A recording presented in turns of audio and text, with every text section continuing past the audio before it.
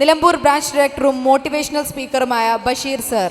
സത്യത്തിൽ ഈ കലാപരിപാടികൾ കാണുന്നതിനേക്കാളും നമ്മൾ ആകാംക്ഷയോടെ കാത്തിരിക്കുന്നത് ഹനാൻ ഷായാണ് എന്ന് എല്ലാവരുടെ മുഖത്തും ഇങ്ങനെ എഴുതി വെച്ചിട്ടുണ്ട്. ഇതെപ്പോഴാണ് തീരാ?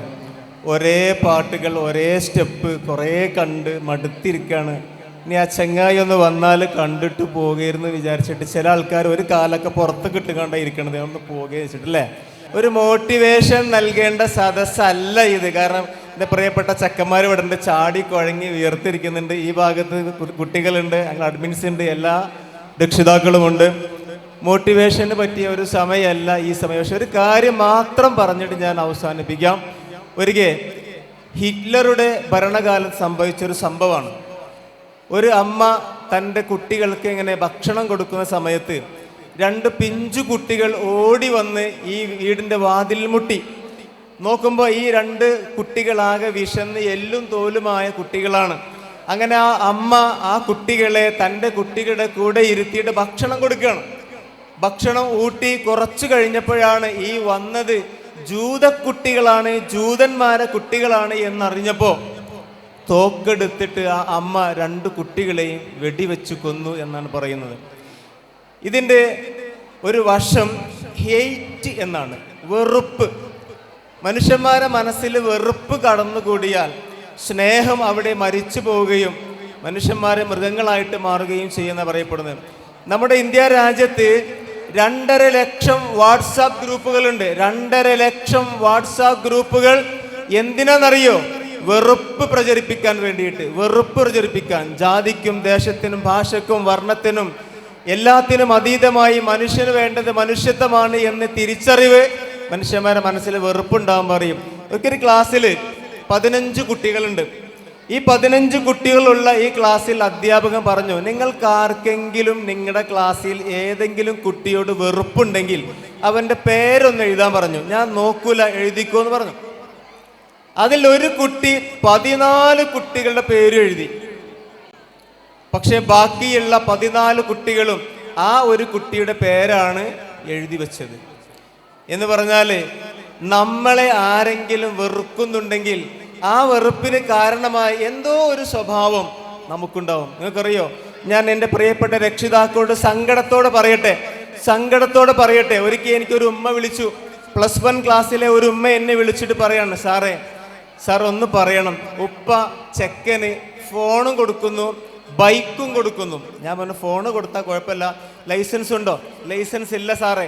ഞാൻ എത്ര പറഞ്ഞാലും ബാപ്പ മോന് ബൈക്ക് കൊടുക്കും. ഞാൻ ബാപ്പയെ വിളിച്ചു, നിങ്ങളൊന്ന് നിലമ്പൂർ ബ്രാഞ്ചിലേക്ക് വരും, എനിക്ക് സംസാരിക്കണം. അദ്ദേഹം വന്നിട്ട് ചോദിച്ചു, നിങ്ങൾ എന്താണ് ഈ ചെയ്യുന്നത്? അപകടമല്ലേ, പ്രശ്നമല്ലേ? അപ്പൊ ആ അച്ഛൻ വളരെ കണ്ണീരോടുകൂടി, സാറൊന്ന് ഇരിക്കി, എനിക്ക് സംസാരിക്കാനുണ്ട്. എന്നിട്ട് ആ അച്ഛൻ പറയാണ്, എല്ലാ തരത്തിലുള്ള സ്നേഹവും വാത്സല്യവും കൊടുത്തിട്ടാണ് സാറേ ഞാൻ എൻ്റെ മോനെ വളർത്തിയത്, വലുതാക്കിയത്. ഇന്ന് അവൻ ചോദിക്കുന്ന പണം ഞാൻ കൊടുത്തിട്ടില്ലെങ്കിൽ, പൈസ കൊടുത്തിട്ടില്ലെങ്കിൽ അവൻ എന്നെ കത്തി കാണിച്ച് ഭീഷണിപ്പെടുത്താണ് സാറേ. ഞാൻ എന്തിനാ ബൈക്ക് കൊടുക്കണമെന്ന് മനസ്സിലായോ? എവിടെയെങ്കിലും കുത്തിമറിഞ്ഞ് ചത്തോട്ടെ എന്ന് വിചാരിച്ചാണ് ഞാൻ അവന് ബൈക്ക് കൊടുക്കണം സാറേ. അത്രയും എനിക്ക് അവനെ വെറുത്തു. ഒന്ന് ആലോചിച്ച് നോക്കി. രക്ഷിതാക്കള് മക്കളെ വെറുത്താൽ, മക്കള് രക്ഷിതാക്കളെ വെറുത്താൽ ആ വെറുപ്പ് പിന്നീട് കറുപ്പായി മാറി ഒന്നുകിൽ ആരെയെങ്കിലും നഷ്ടപ്പെടുന്ന അവസ്ഥയിലേക്ക് കാര്യങ്ങൾ പോകും. അതുകൊണ്ട് വെറുപ്പിൻ്റെ ആ മനസ്സിനെ മാറ്റിവെച്ച് സ്നേഹത്തിൻ്റെ പൂക്കളെ വിരിയിക്കാൻ നമുക്ക് കഴിയണം.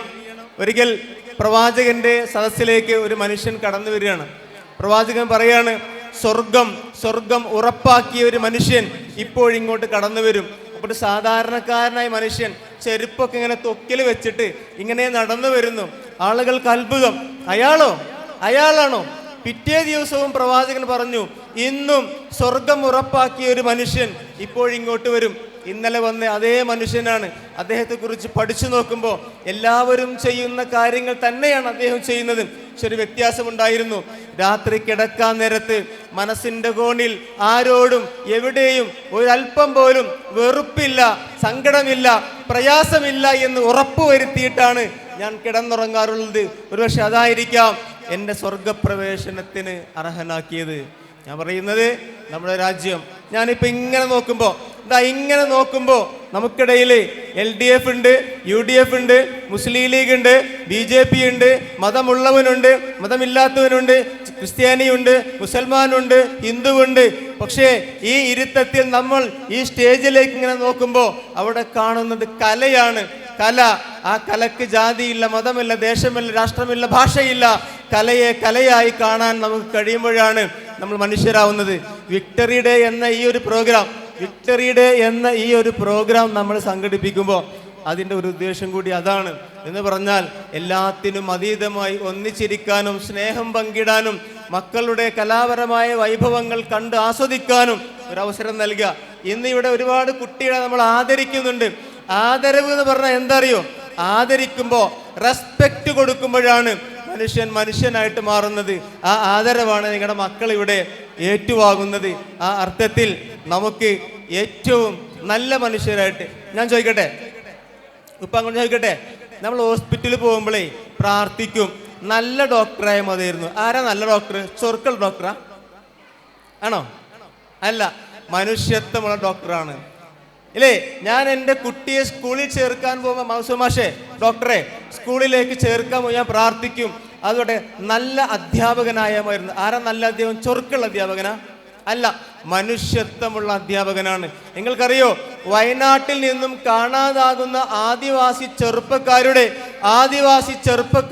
ഡെഡ് ബോഡി, അവരുടെ ശവശരീരം തിരിച്ചു കിട്ടുമ്പോൾ അതിനകത്ത് കിഡ്നി ഇല്ല, ലിവർ ഇല്ല, ഇന്റേണൽ ഓർഗൻസ് ഇല്ല. ആരാണ് അറുത്തു മാറ്റിയത്?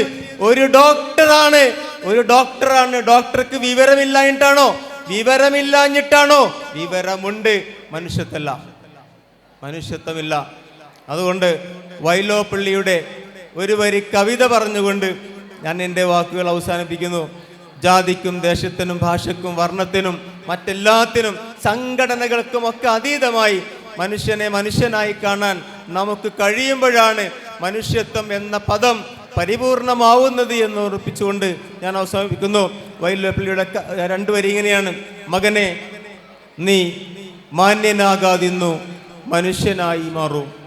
മകനെ, നീ മാന്യനാകാതിന്നു മനുഷ്യനായിട്ട് മാറൂ. മകനെ, നീ മാന്യനാകാതിന്നു മനുഷ്യനായിട്ട് മാറൂ. Thank you very much.